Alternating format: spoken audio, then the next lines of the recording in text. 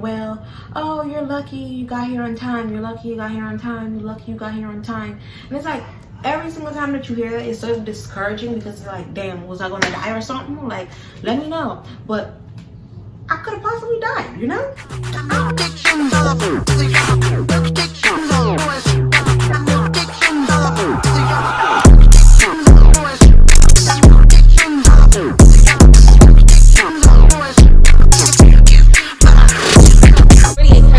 Welcome back to my channel.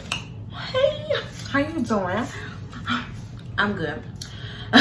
Nobody asked me what, who cares? But yeah, welcome back to my channel. I know it's been so long. Do you miss me? Because I miss me. Do you miss me? Okay.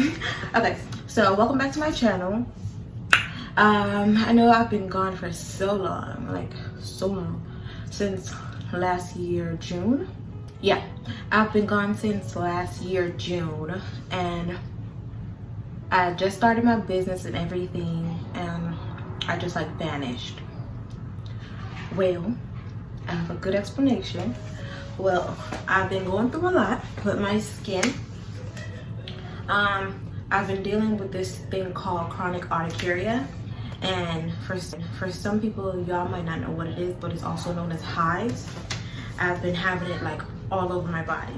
Well, it first started back in February when I just started breaking out like last year February, when I started breaking out of nowhere. I didn't know what was going on. Like, my entire body was itching, like just itching. And if you ever dealt with hives before on your skin, you know what I'm talking about. It was just itching like crazy, and I didn't know what was going on. I called all my family members, asking them like, what is this? What's wrong with me? Like, am I okay? What's gonna happen?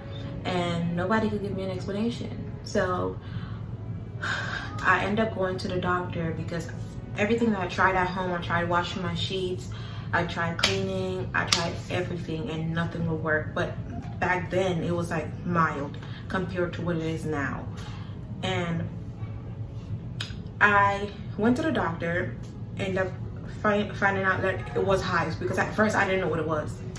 So back home, you know, they normally say mad blood, you have mad blood, and it's just like when your blood is sweet, I guess, you make stuff come out on your skin. But my blood wasn't sweet. That's the problem. My blood wasn't sweet.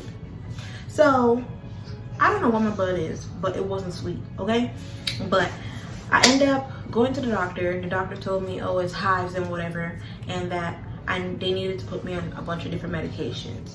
And when I said a bunch, I mean like a bunch. Like, I've been taking so many different medications. And if you can't see, I gained so much weight because of the medications. One of the medications that they gave me was steroids, and steroids, you know, and that's part of what happened to me. And with the birth control that I'd had in my arm, I had the Nexplanon or whatever, I had that. So I thought that's probably because I've done everything that I've done up until that moment that I've been doing for 21 years, 20 years, all my life I've been doing it. So it was like new to me, because I'm like, I don't know what I could have possibly done to like trigger this thing to come out of my skin or whatever, but it came out. And I'm like, well, what am I supposed to do? Like, at this point, like, I don't have no other choice but to keep going to the doctor, keep getting a bunch of shots, keep getting a bunch of this, keep getting a bunch of that, because I don't know what's going on. Every doctor that I've been to, they all say the same thing. Well, oh, you're lucky you got here on time, you're lucky you got here on time, you're lucky you got here on time. And it's like, every single time that you hear that, it's so discouraging, because it's like, damn, was I gonna die or something? Like, let me know. But I could have possibly died, you know? I don't know. I could have possibly died, because most of the times my throat was closing, like, and I have to walk around with an EpiPen. To this day, I have to walk around with an EpiPen. Like, I can't even wear my wedding ring, and I got a new one too. Like, I can't even wear it because, like, right now my fingers is swollen. My ring finger is like literally swollen. I don't know if you can tell, but it's literally swollen. So I cannot wear my ring. I can't do a lot of things. And my first ring that I had on, I ended up having to go to the emergency room so they could the emergency room so they could cut it off. And it's like literally, I think I still have it, I don't know where it is, but they had to cut my ring off, so I ended up getting a new ring or whatever. But that's besides the point. And the crazy part about all of this is that I took my birth control out, and I figured out like my birth control was another problem itself because it was stuck in there, and I only had it for a year, like 1 year. Like at this point, if I'm just gonna get pregnant again and have more babies, then let that be the case, because I'm not doing no more birth control. Okay, I don't think I can do it. Like I don't want to start with it, like, or none of that. Like if it's meant to be, it's gonna be, and I just have to live with the consequences of whatever is gonna happen, you know, because I'm not doing no more birth control. I'm not doing no more foreign objects in my body. Like I'm not doing it no more. I'm just gonna keep doing whatever I've been doing, because, you know, like I said, birth control is not for everybody, you know. And that's a whole other topic that I'm gonna save for another video. If you guys care to know about the next banana and you want to know more about what I went through with it, then I'll make another video for you guys. Just comment down below and I'll tell you guys more about it. But before you go on, so yeah, I went to the doctor. I ended up going to my sister for the summer, and I think that was the first time that I ever got an EpiPen before. Yeah, that was my first time. I was in the kitchen making chicken wings as always, and all of a sudden I just felt like my lips starting to like tingle, and it's like tingling in like a weird way. So I'm like, what is this? Like my lips used to get swollen before. Like when my lips get swollen, it's like swollen. So when my lips started feeling tingly, I'm like, all right, this is normal. Then it started coming out under my eyes, and then it started getting bigger. And I know the doctor told me anytime stuff like that happen, like both is happening like at the same time, you need to go to the emergency room. Drop whatever you're doing and go to the emergency room. But that time, what scared me is that my throat was closing. And I'm like, okay. I called my sister. I'm like, hey, I gotta go to the emergency room right now. Mind you, she about 8 months pregnant, and I'm calling her to come out the house at darn near midnight, telling her let's go, and drop everything we're doing just to take me to the emergency room. And I get there, like literally you could tell that my throat was closing because I was starting to lose my voice, like literally starting to lose my voice. And it's like, it happened so fast. Everything happens so fast when it comes to like my face. It makes no sense like how fast it happens, because when I got there to the hospital, everything was like extremely worse. They took me in right away, and they gave me the EpiPen. They put me on a bunch of like medications like Benadryl and all of that to try to make me not, you know, clock out, I guess. So I was in the emergency room until like 4 o'clock that morning, because when you take an EpiPen, you have to stay in the hospital for at least 4 hours so you can be evaluated. So I was in the hospital all night, and my sister was in the waiting room the entire time, and she had like the worst pregnancy ever. She was so sick, like super sick, and I felt bad because I was in the back in the bed sleeping, and she's out there in the waiting room waiting for me. But she waited. Shout out to you, girl. Shout out to you. She waited for me, and I went home. Same thing happened. And let me tell you, this is what the problem was. All of these doctors that I've been to, like at that point, I've been to like 15 different doctors from February to July. I don't know how many months I'm not about to count, but from February to July, I've been to like 15 different doctors, right? Not one of them gave me an allergy test. Not one single one of them gave me an allergy test. Like, and that's the thing. Now we in 2020. Well, it was 2021. Point of correction. Like last month in December, I got my first appointment with a real allergist. The first one that I had, because I didn't see my first allergist until July. No, yeah, technically August. because all he did was, when I talked to him the first time, since everything is so virtual, when I talked to him, because everything is so virtual, he told me, well, just go in and do labs. Just go in and do labs. And it put me on a shot. Put me on the shot. The shot ain't did nothing to me. All the shot did was make my hives worse. It made it worse, like 10 times worse. And I'm gonna insert pictures in here so you guys can see, because this crap is like really real.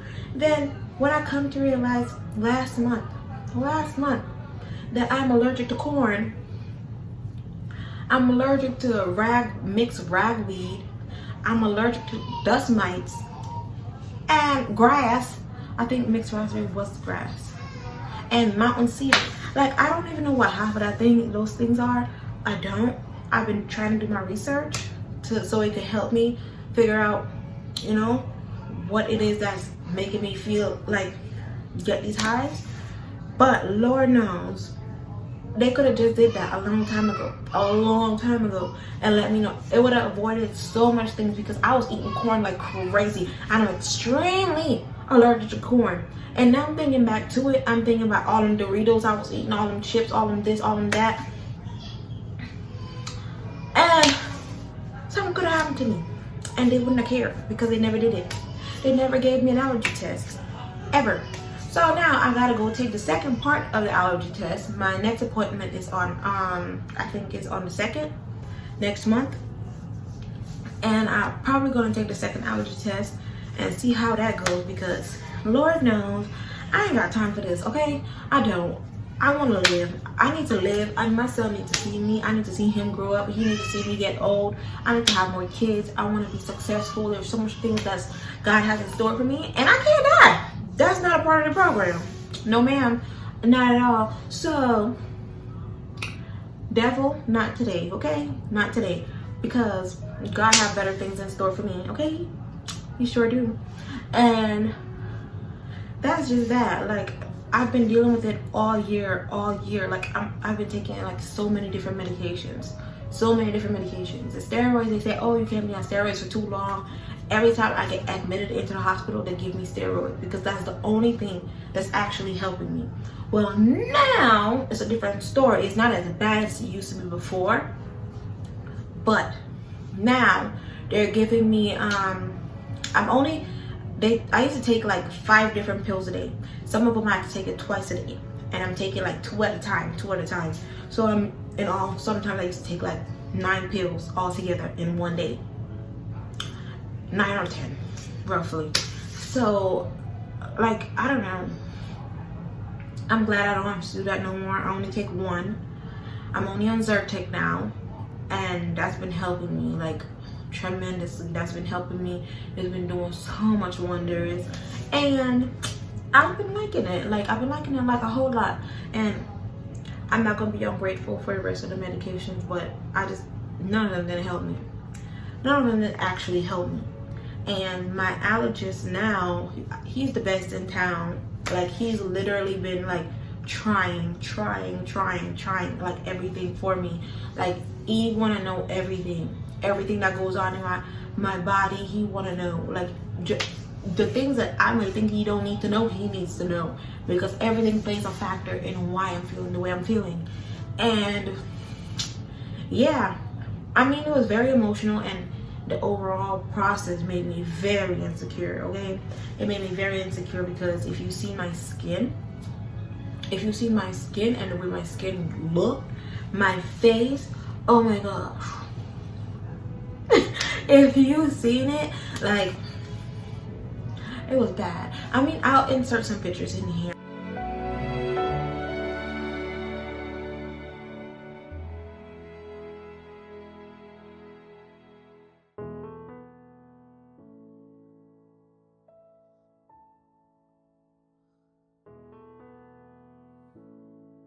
There's nothing for me to be ashamed of.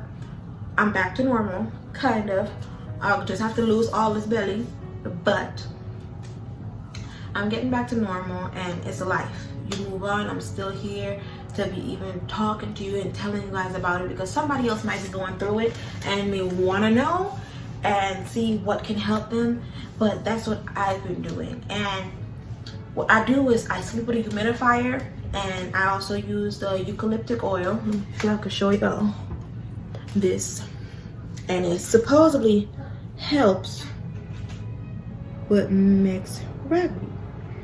No, with dust mites. See, it helps with the dust mites. The bottle is not that big, but it helps with dust mites. And the humidifier, I put it on and I sleep like that in the nighttime. I shower with different things now. I can't use regular soap. I can't use regular soaps on my body. I can't use like regular lotions and stuff. I cannot do that. Everything for me has to be like the organic way. Which sucks, but I guess it's all gonna pay off in the end. I feel better. I look better. Like, I'm just really thankful for how far I've came, and that's all I can say. I'm thankful. That's it. And you know, thank you guys so much for like bearing with me and still watching my videos, because my channel has still been growing even though I've been gone. Like, y'all love me so much that my channel has still been growing. Okay, it's been growing like nobody's business, and I really appreciate y'all. Okay, now help me get to my goal of 1,000 subscribers and my watch time. Share my video, like it, comment, subscribe, all that good stuff, and stay tuned for more videos. Okay.